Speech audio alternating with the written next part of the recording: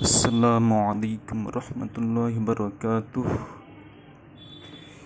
Innal hamdalillah wassalatu wassalamu ala man la nabiyya ba'dah। সম্মানিত দর্শক মণ্ডলী, আজকের ভিডিওর সংক্ষিপ্ত বিষয় ইসলামে নির্বাচন বা কোনো নেতা, শাসক বা প্রতিনিধি বেছে নেওয়া।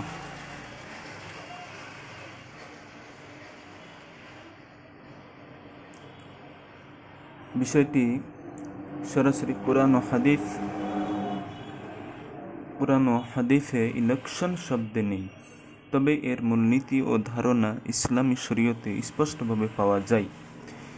নাম্বার 1, শুরা, পরামর্শ ব্যবস্থা।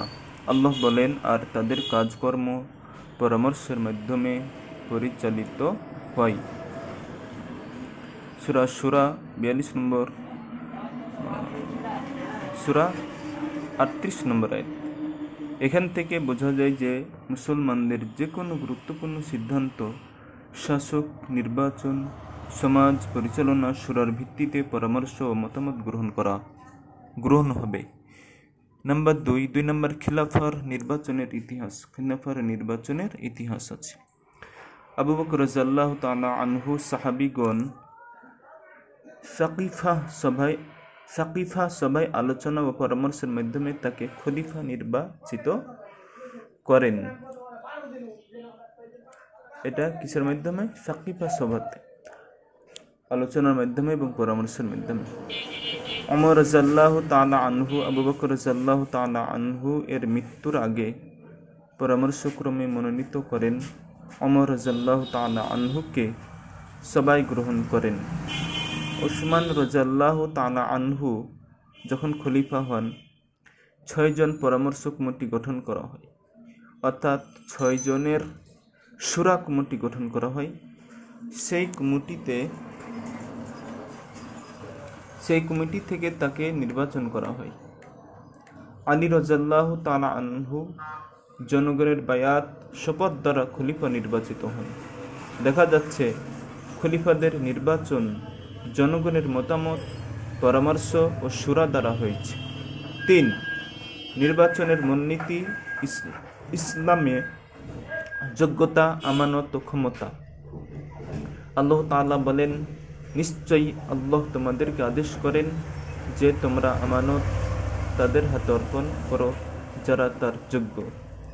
সূরা আন-নিসা 4 নম্বর, সূরা 58 নম্বর আয়াত। নেতৃত্ব শুধু যোগ্য সৎ ব্যক্তিকে দেওয়া জরুরি। 2, ন্যায় বিচার। নির্বাচিত নেতা অবশ্যই ন্যায়পরায়ণ হতে হবে।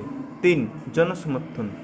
শুরা ও জনগণের সম্মতি ইসলামে গুরুত্বপূর্ণ। 4, আধুনিক নির্বাচন ন্যায়সঙ্গত, স্বচ্ছ, প্রতারণাহীন হয় এবং যোগ্য ব্যক্তিকে নির্বাচিত করার মাধ্যম হয়, তবে তা শরীয়তের সাথে বিরোধী নয়।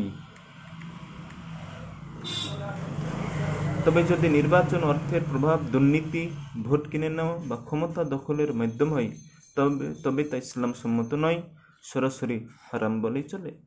সার কথা, ইসলামে নির্বাচন শুরা ও বায়াতের মাধ্যমে নেতা নির্বাচন বৈধ এবং প্রথম 4 খলিফার সময় থেকে এর উদাহরণ আছে।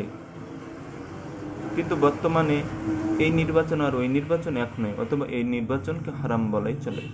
তবে এর সত্য হলো ন্যায়, যোগ্যতা, আমানতদারিতা ও ইসলামী নীতির প্রতি অঙ্গীকার। তাহলে এরকম ধরনের নির্বাচন, যেটা শুরার মাধ্যমে নির্বাচন করতে হবে। এখন আপনারা যদি চান যে ইসলামী নির্বাচন বিষয়টি দলিল সহ টেবিল আকারে সাজিয়ে দিই, যেমন প্রমাণ, উদাহরণ, সত্য, তাহলে আপনাদের সেটা দিতে পারি। মহান আল্লাহ তাআলা আমাদের সবাইকে কবুল করুন এবং